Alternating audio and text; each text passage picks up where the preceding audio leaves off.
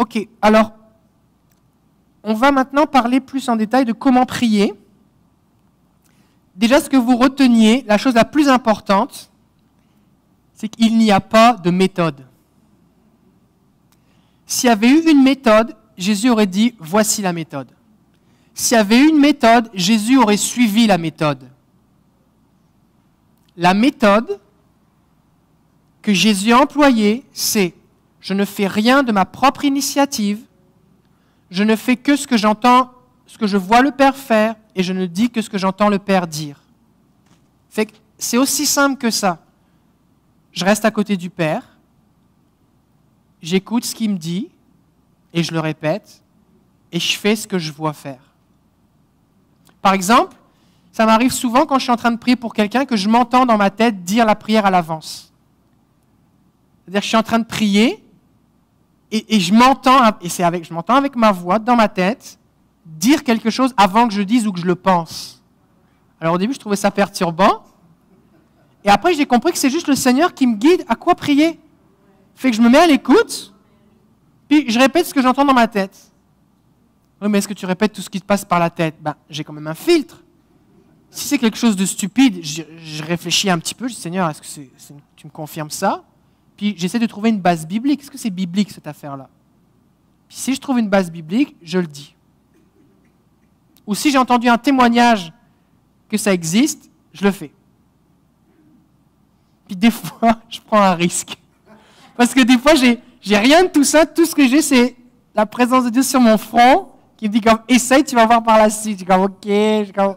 Bon, là, je vais faire une affaire, je vais essayer quelque chose. Puis, tu sais, Jésus, quand il a craché sur l'aveugle, il y a eu une première fois. Il y a eu une première fois. Jésus a eu des premières fois. Vous allez avoir des premières fois. Donc, il n'y a pas de méthode. C'est important que vous ne limitiez pas Dieu. Parce que si vous avez une méthode, la méthode, elle marche dans un contexte. Mais Jésus, lui, ne guérit pas que des gens à la synagogue. Il guérit des gens dans le temple, sur le bord du chemin, à la piscine, des gens qui connaissent Jésus, des gens qui ne connaissent pas Jésus, des gens qui s'attendent à lui, des gens qui ne s'attendent pas à lui, des gens qui veulent le toucher, des gens qui ne voient pas pourquoi ils devraient le toucher. Donc, votre méthode, la vraie méthode, elle doit être indépendante du contexte. Elle doit marcher partout.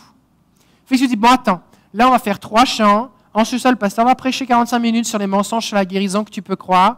Ensuite de ça, tu vas confesser tous tes péchés. Ensuite de ça, tu vas venir à l'hôtel. On va faire venir l'équipe de prière. Le piano va jouer. Là, on va prier. Les anges vont venir. Et là, tu vas être guéri.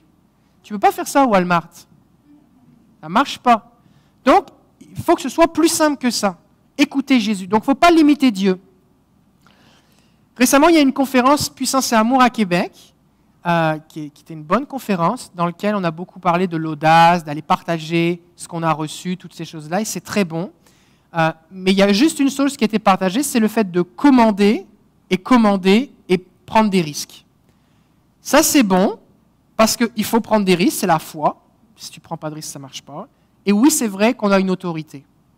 Cela dit, si c'est la seule méthode qu'on utilise, et je sais que ce n'est pas la seule chose qu'il croyait, mais dans une conférence de 3-4 réunions, tu ne peux pas tout raconter, tout ce que tu dois raconter. Si c'est la seule méthode que tu utilises, tu vas te retrouver dans la même situation que quelqu'un qui a juste un marteau et qui ne sait pas ce que c'est qu'un tournevis. Tu vas frapper sur les clous. Fait que si tu as beaucoup de clous face à toi, ça va être bien, tu vas être encouragé. Mais si tu te prends 10 vis d'affilée, tu vas être découragé et tu vas arrêter. Et puis si les gens proches de toi ont des problèmes qui sont des vices, alors là, tu vas être encore plus souffrant. Parce que quand tu pries pour la rue pour des gens, puis ça ne marche pas, tu les oublies vite, tu ne les connais pas, ces gens-là. Tu ne connais pas leur souffrance. J'ai mal au dos, ah ok, on va prier, rien ne se passe. Bon. Mais tu ne connais pas la souffrance de cette personne, qu'elle a arrêté son travail, que peut-être elle est dans une situation difficile, à quel point elle ne dort pas la nuit, la dépression qui s'installe en elle tellement elle trouve ça difficile, que c'est pesant sur son couple. Tu ne connais pas la souffrance. Mais quand c'est quelqu'un qui est proche de toi, tu dis, j'ai commandé, mais rien ne se passe. Tu veux quand même une réponse. Et là, tu vas être tenté d'aller chercher des excuses, qui sont des doctrines de démons la plupart du temps, ou alors tu vas te décourager, tu vas accuser la personne, tu ne vas pas savoir quoi faire. Donc l'idée vraiment, c'est qu'il n'y a pas de méthode, c'est vraiment important. Il n'y a pas juste le fait de commander. Donc c'est important de savoir qu'il y a plein de façons de faire, et c'est pour ça qu'il faut lire les évangiles, parce que ça permet de l'essayer. Parce que si Jésus te dit d'essayer un truc, tu sais que ça existe, au moins tu dis ok, je sais que ça existe, je ne l'ai jamais fait, mais au moins je sais que ça existe. Il faut aussi vraiment être prêt à suivre les directives du Saint-Esprit, parce que c'est lui le boss. C'est lui le boss. C'est lui qui dirige. Et d'une guérison à l'autre, ça va se passer différemment. Récemment, on a prié pour quelqu'un à l'église. C'est sur notre site internet, sur notre chaîne YouTube, un dimanche matin, il y a un mois à peu près. On avait un invité, Mathieu Gatté, on a son livre là, et pendant le temps de prière avant la réunion, il avait reçu une parole, métal, vis et boulons, ou écrou, opération douloureuse. Il a dit, il y a des gens ici, il faut prier pour les gens qui ont du métal dans leur corps. Et je dis, ok, je me lève, je dis, on va prier pour les gens qui ont du métal, 4 personnes se lèvent, combien ici vous pouvez le vérifier, vous le sentez le métal? Il y en avait juste 2. Alors, on a prié une fois, rien ne se passe. Je commandais au métal de disparaître, à la douleur de partir, rien ne se passe. Je prie une deuxième fois, est-ce qu'il y a une amélioration? Non, pas d'amélioration. Et là, j'étais en train de me dire, qu'est-ce que je fais? Et la personne qui était tout au fond dit, je sens une chaleur dans mon dos. Je dis, oh, ça c'est bon. Mais si je ne savais pas que le Saint-Esprit peut se manifester de cette façon-là, je dis, ah bah c'est bien. Puis on serait passé à autre chose. Puis ce qu'on a fait, c'est qu'on l'a fait venir sur le devant. J'ai invité notre équipe de prière à venir autour de lui.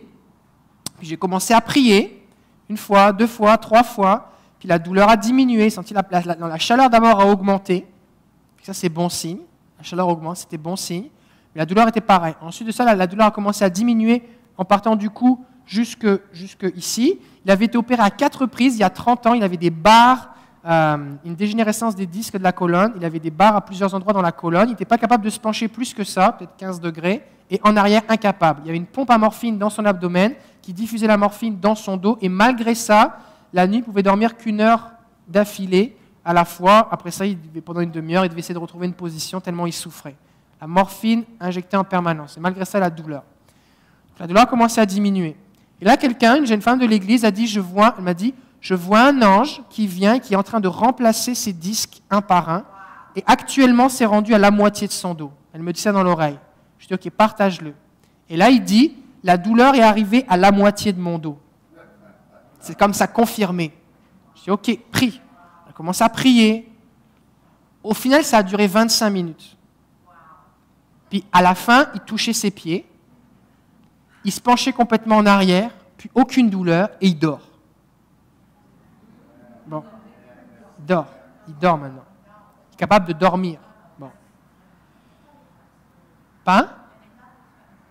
Je ne sais pas si le métal est parti. Il faut qu'il fasse une radio. Mais je sais une chose, c'est qu'il fait des choses qu'il ne pouvait pas faire. Parce que si tu as des barres de métal dans ton dos et que tu touches tes pieds, c'est soit les barres se sont assouplies, ce qui est possible, soit elles ont disparu.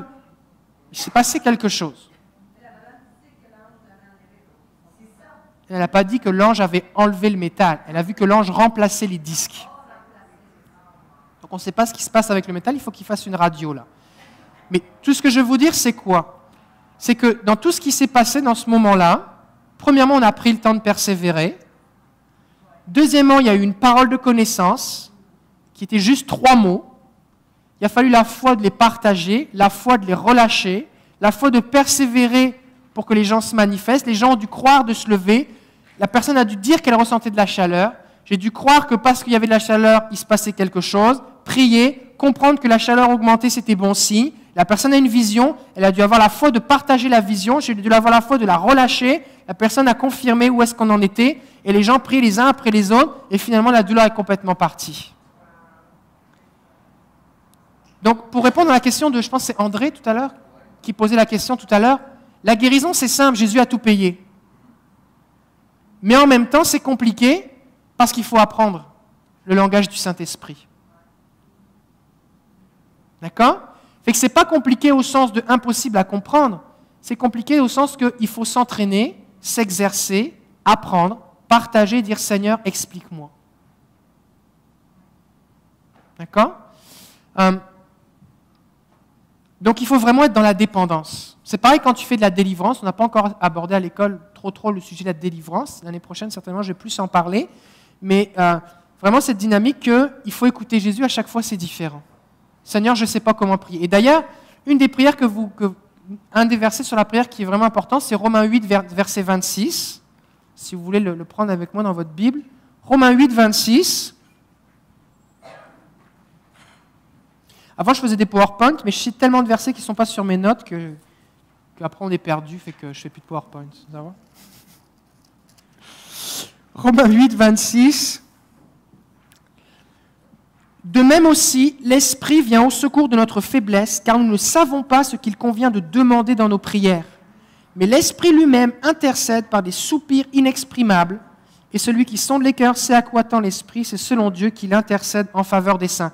La version d'Arby dit, quand nous prions, nous sommes des infirmes. On ne sait pas quoi prier, je suis un infirme, je ne sais pas prier.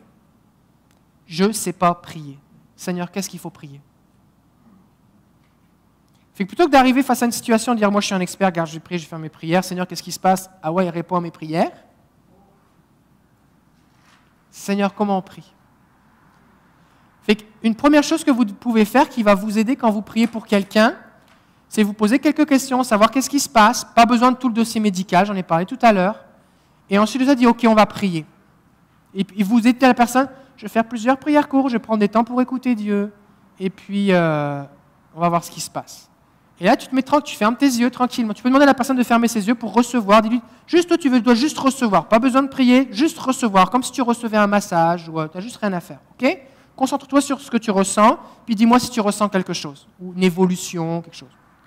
Puis toi, ce que tu fais, tu te mets avec Jésus, assis dans les lieux célestes avec Jésus, sur le trône, en position d'autorité. Tu dis, Seigneur, merci parce que tu es avec moi.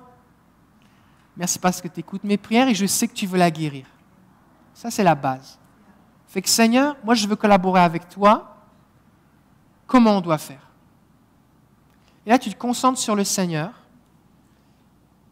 Tu peux parler en langue un petit peu, tu peux, pas besoin de parler en langue 3 jours, là, mais juste pour dire, te concentrer sur le Seigneur, pour te connecter en esprit, je suis avec Jésus là.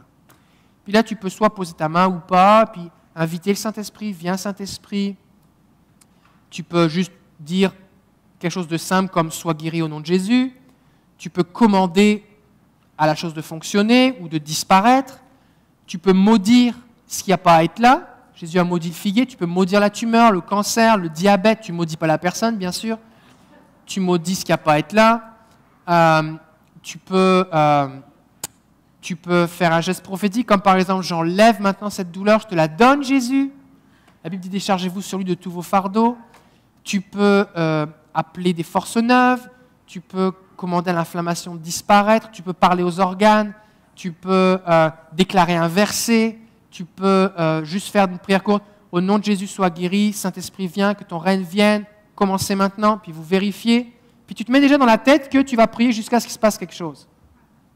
Fait que si tu te dis, je vais prier une fois ou deux, après ça, j'arrête, tu ne vas pas voir grand-chose. Par exemple, le monsieur pour qui j'ai prié au téléphone, honnêtement, ça a pris 45 minutes. Hein, mais j'étais détendu, j'étais avec Jésus, puis je dis, ok, qu'est-ce que tu ressens? Rien, ok, on prie encore. Ok, on prie encore. On va prier encore. Tu ne lui demandes pas, est-ce que tu veux que je prie encore? Parce que la plupart des gens vont dire, ben, c'est gentil, merci, je crois que Dieu va me guérir, ou oh, ben non, c'est correct. La plupart des gens ne vont pas te demander de prier encore. Tu dis, je vais prier plusieurs fois des prières courtes. Ok, les gens le savent déjà à l'avance. Une justification qu'on peut avoir sur le fait de prier plusieurs prières courtes, c'est que Jésus a prié pour un aveugle 2 fois. Fait que si Jésus s'y a repris à 2 fois, je peux me donner plusieurs chances. D'accord? Tu fais des prières courtes, et puis tu n'es pas obligé de faire des prières compliquées, ça peut être des prières très simples. Est-ce que ça vous est déjà arrivé d'allumer un briquet qui ne s'allume pas tout de suite? La première fois, tu appuies sur la roulette. La deuxième fois, qu'est-ce que tu fais? Tu fais exactement la même chose. Tu le fais jusqu'à ce que la flamme prenne.